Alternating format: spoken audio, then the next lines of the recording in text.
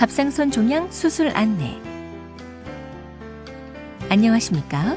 본 영상물은 갑상선 여포성 종양 수술의 개념과 목적, 절차와 주의사항 등에 대해 설명드리기 위해 제작되었습니다. 이어지는 내용을 참고하셔서 정확하고 안전한 수술이 이루어질 수 있도록 협조해 주시기 바랍니다. 갑상선의 해부학적 구조 및 여포성 종양.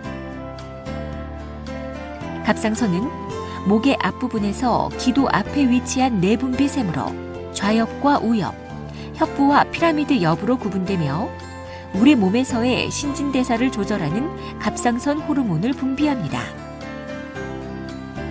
갑상선암이란 갑상선 조직에 암이 발생한 것으로 조직학적 특징에 따라 유두암과 여포암, 수질암, 역형성암 등으로 분류되며 각 종류에 따라 치료 방법이나 예후가 조금씩 달라집니다. 특히 유두암의 여포상 변이와 여포암의 경우 암 자체의 조직학적 특성으로 인해 수술 전 세침 검사나 총조직 검사로 진단할 수 없기 때문에 진단적 목적의 수술이 필요합니다. 여포성 종양. 수술 전 미세침 흡인세포 검사 혹은 총조직 검사에서 여포성 종양으로 진단되는 경우가 있습니다. 여포성 종양이라 함은 양성 종양에 해당하는 여포성 선종과 악성 종양에 해당하는 여포암과 유두암의 일부를 포함하는 것으로 종양의 특성상 수술 전 조직 검사로는 암 여부를 판단할 수 없기 때문에 진단적 목적의 갑상선 절제술을 시행하여야 합니다. 참고로 수술 후 정밀 조직 검사에서 암으로 진단될 확률은 15에서 30%입니다. 병리과에서는 절제된 조직을 현미경으로 관찰하여 갑상선 피막 및 혈관 침범 여부를 통해 최종 진단을 하게 되는데 여포선종으로 진단되면 더 이상의 치료가 불필요하지만 암으로 진단된 경우는 암 종류와 크기 등을 고려하여 재발이나 전신 전이의 고위험군으로 여겨지는 경우에는 불가피하게 재수술을 시행하여 남아있는 갑상선을 모두 절제해야 합니다. 수술 과정과 방법. 수술은 전신 마취 하에서 시행됩니다. 마취가 유도되면 수술 부위 노출을 위한 자세를 취하고 수술 부위를 소독한 다음 소독포를 덮습니다. 일반 수술의 경우 목 아래 부분의 피부를 절개하여 갑상선을 노출시킵니다. 이어서 주위 조직을 박리하고 혈관을 결찰하여 갑상선을 절제하는데 수술 전 검사나 수술 소견상 종양이 주위 조직을 침범하는 소견이 확인되면 갑상선 전체와 필요시 림프절을 함께 절제하고 종양이 주위 조직을 침범하는 소견이 확인되지 않으면 일단 암이 발생한 한쪽 옆만 절제하는 갑상선 옆 절제술을 시행합니다. 이상의 과정을 거쳐 갑상선과 림프절을 절제한 후에는 남아있는 출혈 부위를 지혈하고 필요에 따라 수술 부위에 혈액이나 조직액이 고이는 것을 방지하기 위해 배액관을 삽입할 수 있으며 피부를 봉합하여 수술을 마무리합니다. 수술로 절제된 조직은 병리과로 보내지며 종양의 크기와 침범 범위, 림프절 전이 여부 등을 확인하여 최종 병기를 판정하게 됩니다. 검사 결과는 일반적으로 7일에서 10일 후에 보고되므로 퇴원 후 외래에서 확인하실 수 있습니다. 수술 후 주의사항. 수술 후에는 폐렴이나 무기폐와 같은 합병증을 예방하기 위해 심호흡과 호흡 운동을 열심히 하십시오. 과도한 기침은 드물지만 수술 부위 출혈의 원인이 될 수 있으므로 가급적 삼가하는 것이 좋습니다. 마취에서 깨어난 다음에는 수술 상처나 수술 중의 자세로 인해 통증이 느껴지는데 진통제로 상당 부분 조절이 가능하며 수술 후 2, 3일이면 대부분 호전됩니다. 수술 부위에 삽입된 배액관은 배액 양이 줄고 색깔이 맑아지면 제거합니다. 주무시거나 움직이실 때 배액관이 빠지거나 꺾이지 않도록 주의해 주십시오. 수술 후 치료 과정. 갑상선 절제술을 시행받은 후에는 갑상선 호르몬제를 복용하게 되는데, 이것은 부족한 갑상선 호르몬을 보충하기 위한 목적도 있지만 동시에 뇌하수체에서 분비되는 갑상선 자극 호르몬을 억제시킴으로써 갑상선 암의 재발 및 전이를 억제하는 것이 주된 목적입니다.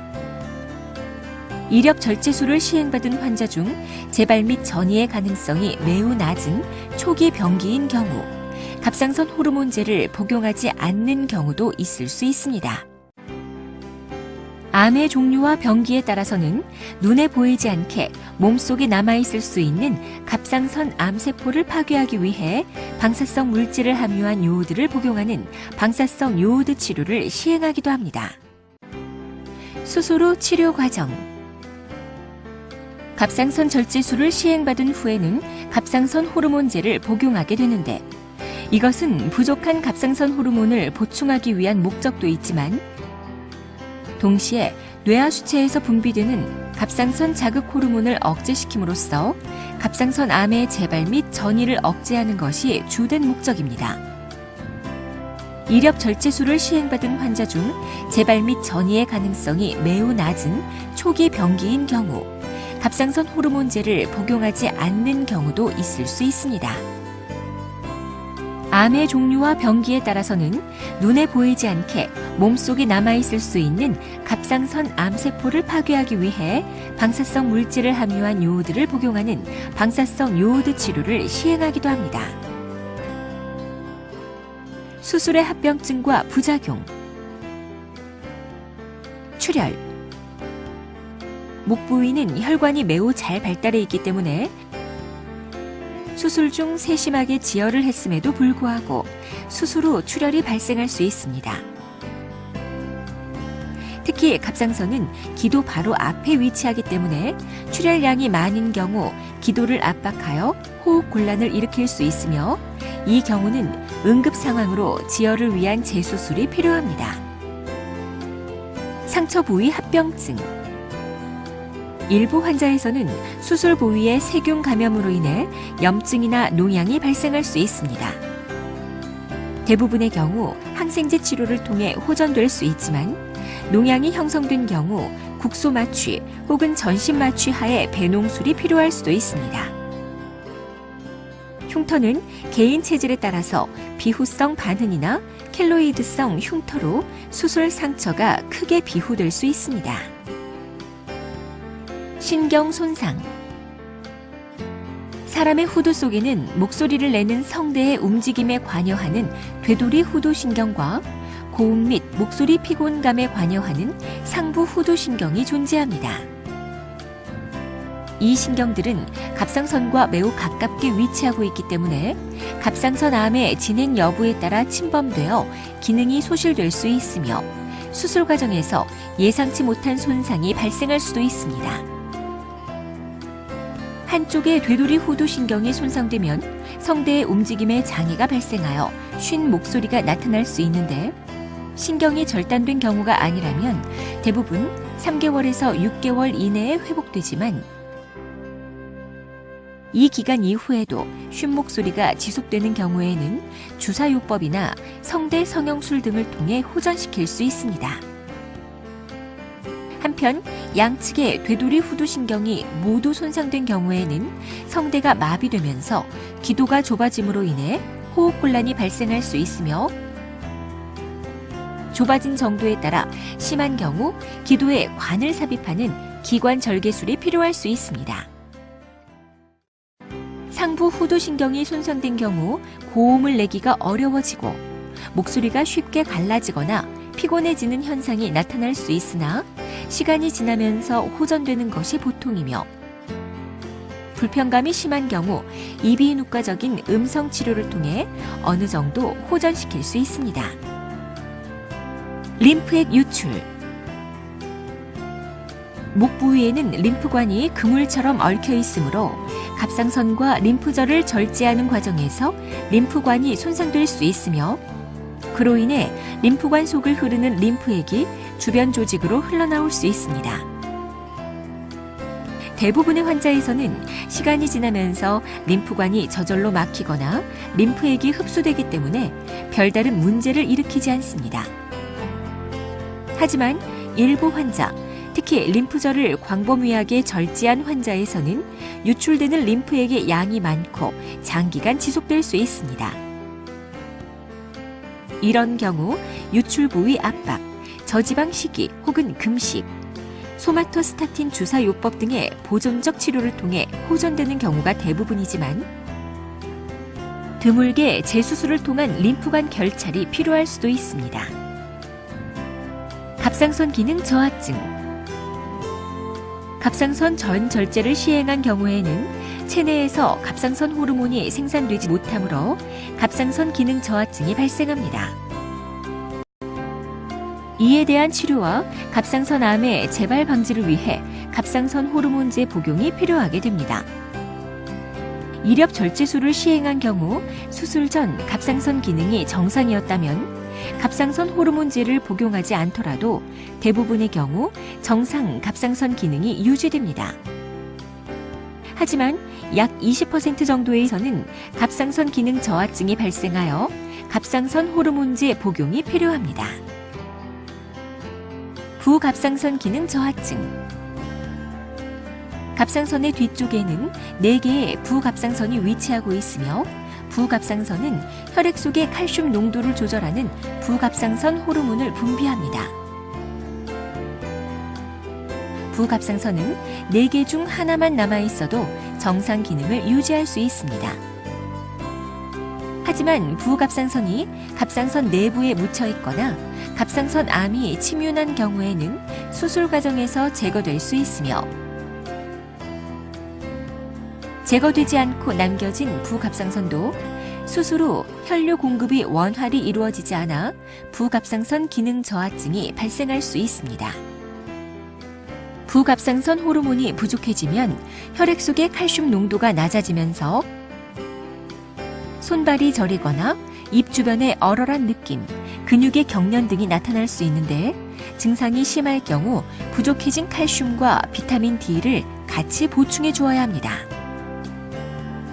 이러한 부갑상선 기능 저하증은 갑상선 전절제술을 시행받은 환자의 20에서 30%에서 발생할 수 있으며 수술 1, 2일 후부터 시작되어 2주에서 4주, 경우에 따라서는 6개월 이상 지속되다가 호전되지만 일부 환자에서는 영구적인 부갑상선 기능 저하증이 발생할 수도 있습니다.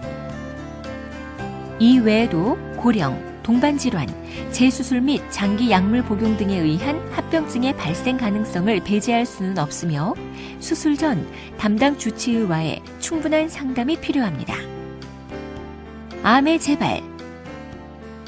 수술적 치료를 포함 모든 적절한 치료를 시행했음에도 불구하고 암 조직을 모두 제거하지 못하거나 눈에 보이지 않게 남아있던 암세포가 다시 증식하면서 암이 재발할 수 있습니다. 이러한 재발 위험은 병기가 진행할수록 높아지는데 의료진은 환자의 상태와 여러 치료 방법들의 장단점을 종합적으로 검토하여 최선의 치료 계획을 수립합니다. 수술을 시행하지 않을 경우 및 다른 치료 방법. 현재까지 갑상선 암의 유일한 치료 방법은 수술적인 절제입니다. 수술 후 병기에 따라서 필요한 경우 갑상선 호르몬제 복용, 방사성 요오드 치료를 받을 수 있지만 이는 어디까지나 보조 치료일 뿐 1차적인 치료 방법이 될 수 없습니다. 고령, 동반된 질환으로 인해 수술적인 치료 자체가 불가능하거나 수술적으로 암이 완전 절제되지 않은 경우 혹은 방사성 동위원소 치료에 반응하지 않으면서 전신적으로 병변이 진행되는 경우 외부 방사선 조사나 항암 약물 치료를 시행하는 경우가 있지만 그 치료 효과는 명확히 입증되지 않았습니다. 결론적으로 갑상선암의 1차 치료에 있어 수술을 대신할 수 있는 과학적으로 입증된 치료 방법은 없습니다. 지금까지 갑상선암 수술의 절차와 주의사항에 대해 말씀드렸습니다. 감사합니다.